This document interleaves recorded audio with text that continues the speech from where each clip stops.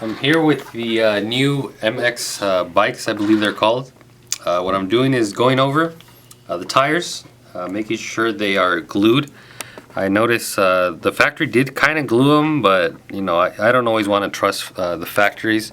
I always want to go over and make sure everything's good to go, so I have no one to blame at the end other than myself. So I'm just going over everything. They are glued, as you can see already, but I'm still putting glue over that. See, they're not coming off. I just poured a bead over it just to make sure. So like I said, later I have no one else to blame. But I noticed that the motor is blue. What's going on? Oh, I put an aftermarket motor on here. It's I believe a Hobby Wing. It's a Hobby Wing. Not sure the KV. 3300. 3300. It's a 540 can, and let me tell you guys, this thing moves. Especially when you do 3-cell.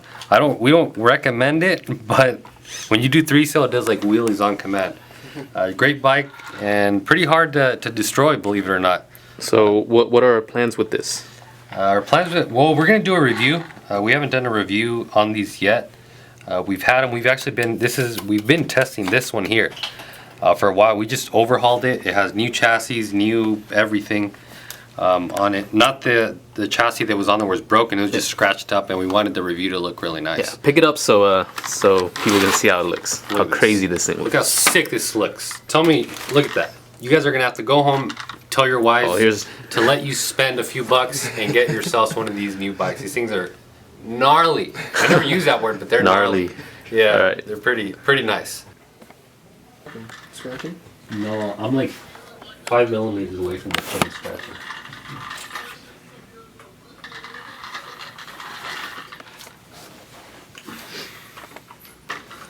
We actually modified the Nerf bars.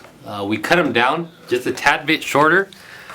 Reason for that is because we noticed when we want to bank, you know, when we want to do really wide turns and just bank it, the bars would catch. So what we did, we cut them down. It was an inch, no? It was an inch exactly, just enough clearance so the chain or the rear axle doesn't rub. And you guys can see it's just enough clearance, and it'll give you a lot, you know, nicer turn, I guess. Testing, you know, doesn't seem like it affects it in a bad way. If anything, it affects it in a good way, making it, you know, turn a lot better. But that's other than that, that's pretty much all we've changed. Iron Track on Deuce 3. Right, check out the MX400. Hey, why didn't I get stickers like that? I want those stickers. It's okay. It's more personal now. It's more personal. Yeah. This is my personal bike here. It doesn't have stickers. Look at that. One's black, the other one's blue. I don't know if you guys can tell in the video, but if I wouldn't have cut those Nerf bars down, I wouldn't be able. It probably would have been hitting right there. So by me cutting them down, you guys can see how I could bank the bike a lot more without it falling. And we've also tested without the bars. Without the bars, I mean, it's all right. The only problem is you mess up the rear axle. You mess up the rear nut that holds the axle.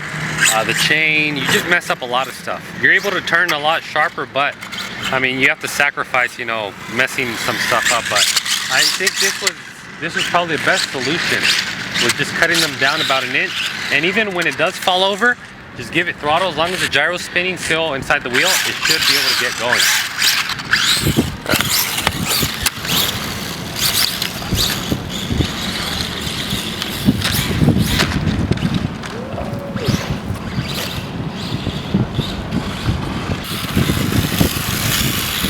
Those are all good shots right there.